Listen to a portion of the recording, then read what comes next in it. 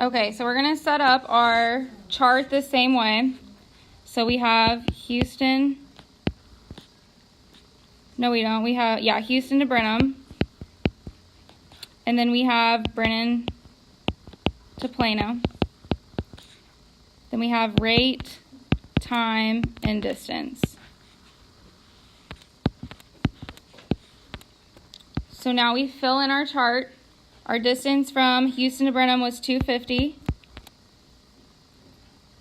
Brenham to Plano was 360.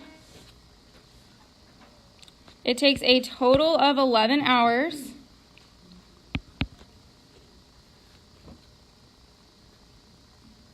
I'm just going to put the 11 here. Then it tells me that the rate was increased by 10 miles per hour from Brenham to Plano. So from Houston to Brenham, let's call the rate X. If I'm increasing 10 miles per hour, then my rate would be X plus 10 here.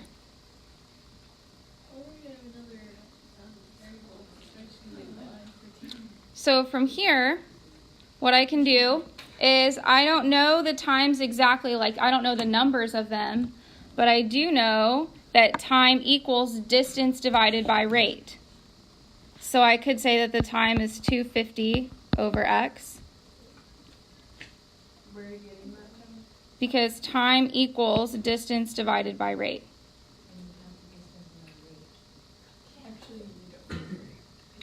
And I know that the time for Brennan to Plano is 360 divided by X plus 10.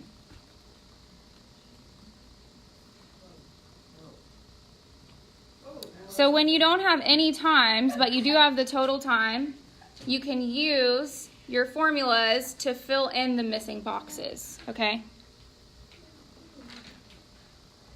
So all I am doing is I am now going to take this formula and solve for X, just kind of like we now are used to doing.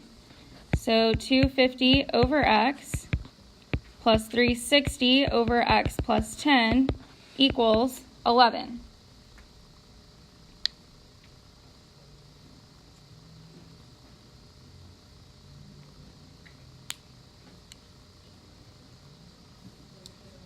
From here, how could I solve?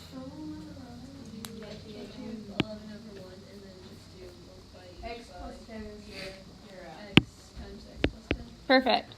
So multiply everything by X, X plus 10.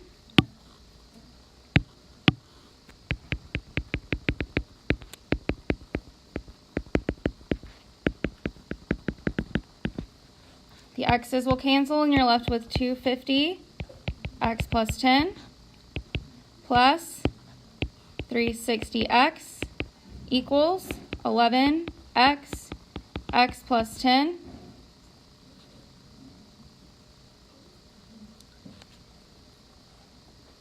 You would have a calculator with this. I would never give you this type of problem without a calculator.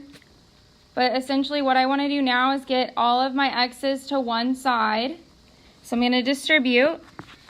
So 250X plus 2500 plus 360X equals 11X squared plus 110. From there, what I want you to do now is get everything to one side. So basically set it equal to 0 and get it into a quadratic equation.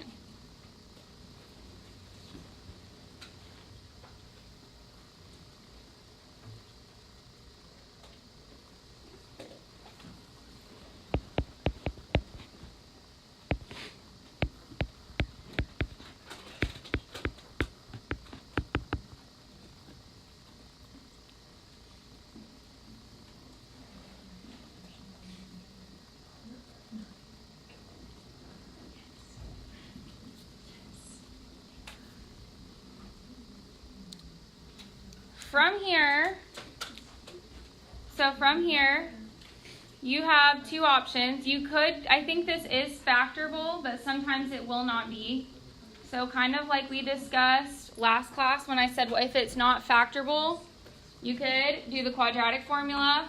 or you could graph it and find the intersection. So what I want you to do is graph this in your calculator and find where it intersects the x-axis. There's going to be 2 points. One's going to be positive and one is going to be negative. So once you graph it, you might only see one, and it's probably the negative one, like a negative decimal or something, like negative 4 point something. You will not use any negative answers. So you're going to get 2 because it's a quadratic. You will never use a negative answer because you can never have negative distance, time, or rate. So what is the second one that you get? 50. And we are looking for speed, so 50 miles per hour.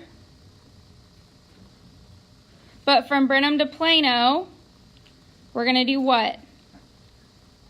Because this is 50, but it increases 10, so 60 miles per hour is my answer. Okay, the second type of problem is not when it asks you like distance, rate, or time, but it asks you how long does it take for so-and-so to do one job or for them to do the jobs together. It's called a work problem, and they're easy to differentiate between the two. So this says Norton can mow lawn in about 4 hours.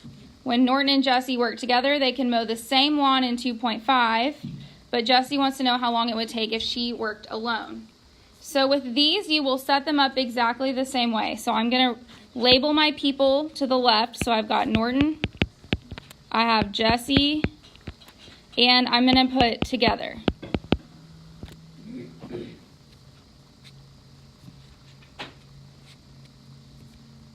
Now, if you want to keep it consistent and make the same chart for every single problem, then you can do rate, time, and distance. But the distance in this case will always be 1. So think about distance as like the job getting done. They complete one job. So the thing about work problems is your distance is always equal to 1. Then I fill in what I know. Norton can do the job in 4 hours. Together they can do it in 2.5. But I want to know how long it takes for Jesse to do the job alone.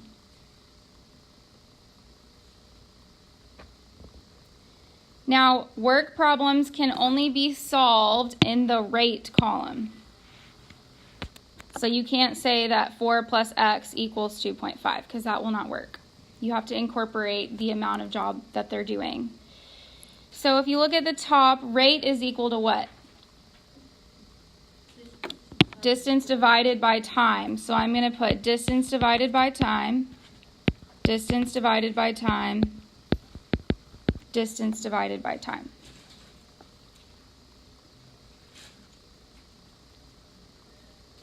Now I can solve. So now I can say Norton plus Jesse equals together.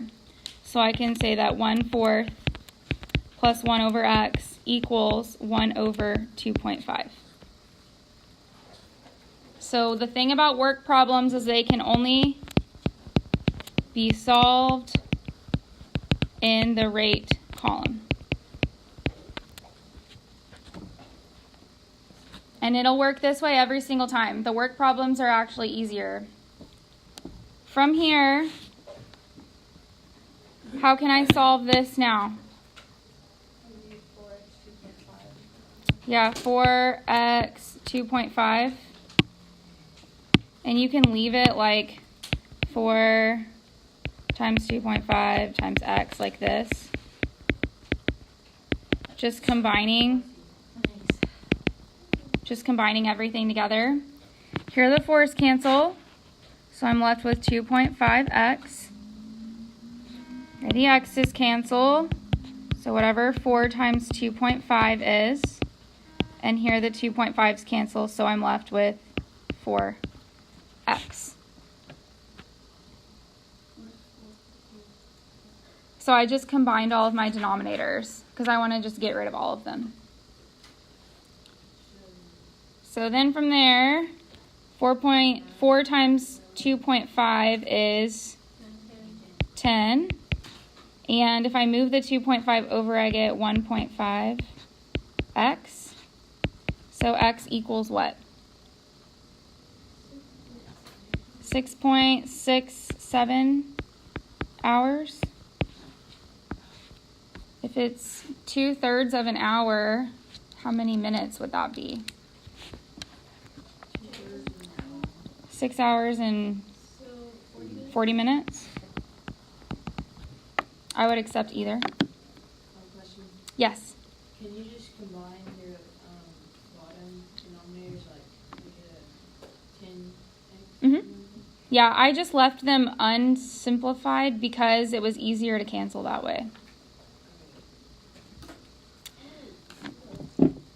Okay, so on the back are 4 homework problems. This will be part of your homework. There's some extra in addition to the review because I think the review only has 1 or so. Probably like 1 or 2. I might just do 1 of each on the test.